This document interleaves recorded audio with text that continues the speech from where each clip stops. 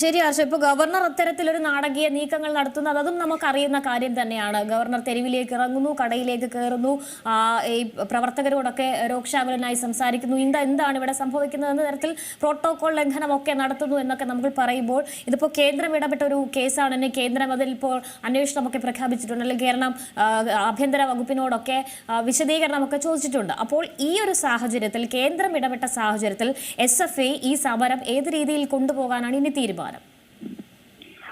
ഞങ്ങളുടെ സമരം തുടരുന്നതിന് വേണ്ടി തന്നെയാണ് തീരുമാനിച്ചിട്ടുള്ളത്.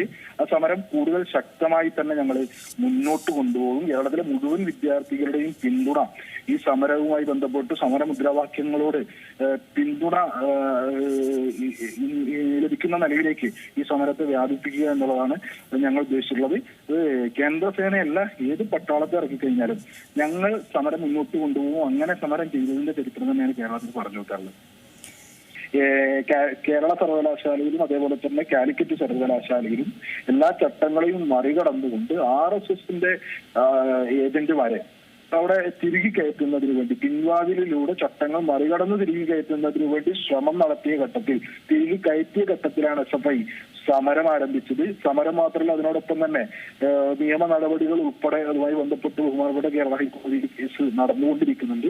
ഈ നിലയിലുള്ള ഇടപെടലിലേക്ക് SFI തയ്യാറായിട്ടുള്ളത്. ആ ഘട്ടം മുതൽ ശക്തമായിട്ടുള്ള സമരങ്ങൾ SFI തുടർന്നു വരുന്ന നിലയുണ്ട്. ഈ സമരങ്ങൾ അങ്ങേറ്റം ജനാധിപത്യപരമായി തന്നെ മുന്നോട്ട് പോകണം എന്നുള്ളതിനെ സംബന്ധിച്ച് ഞങ്ങൾക്ക് നല്ല നിശ്ചയമുണ്ട്. ഇനി ഈ സമരം ഈ ഒരു ഘട്ടമെത്തുമ്പോഴേക്കും, ഇന്നിപ്പോ ഇങ്ങനെ തിരുവനന്തപുരം വരെ എത്തുന്നതിനിടയിൽ ഈ സമരത്തിന്റെ പല ഘട്ടത്തിലും ഒരു നിലക്കുള്ള പക്വതയും ഇല്ലാതെ ഈ ഇടപെട്ടതാര് എന്നുള്ളതിനെ സംബന്ധിച്ച് കേരളത്തിന്റെ പൊതുമുഖം കണ്ടുകൊണ്ടിരിക്കുന്നുണ്ട്. ഭരണഘടനാ പദവിയിലിരിക്കുന്ന ഒരു വ്യക്തി, അദ്ദേഹം എങ്ങനെയാണ് വിദ്യാർത്ഥികൾ നടത്തിക്കൊണ്ടിരിക്കുന്ന സമരവുമായി ബന്ധപ്പെട്ട് അതിനോട് പ്രതികരിച്ചുകൊണ്ടിരിക്കുന്നത് എന്നുള്ളത് നമ്മൾ കാണുന്നില്ലേ? ഈ സമരത്തിന്റെ ആരംഭഘട്ടത്തിൽ ഞങ്ങൾ ചോദിച്ച ഒരൊറ്റ ചോദ്യം, ആ ചോദ്യം എവിടെ നിന്നാണ് ഈ RSS പ്രവർത്തകരുടെ 2 സർവകലാശാലകളിലേക്കും സർവകലാശാലകളുടെ ഭരണസമിതിയിലേക്ക് നോമിനേറ്റ് ചെയ്ത RSS പ്രവർത്തകരുടെ പേര് എവിടെ നിന്നാണ് ചാൻസലറുടെ ഓഫീസിലേക്ക് എത്തിയത് എന്ന ചോദ്യത്തിന് ഈ ഘട്ടം വരെ അദ്ദേഹം മറുപടി പറയാൻ വേണ്ടി തയ്യാറായിട്ടില്ല.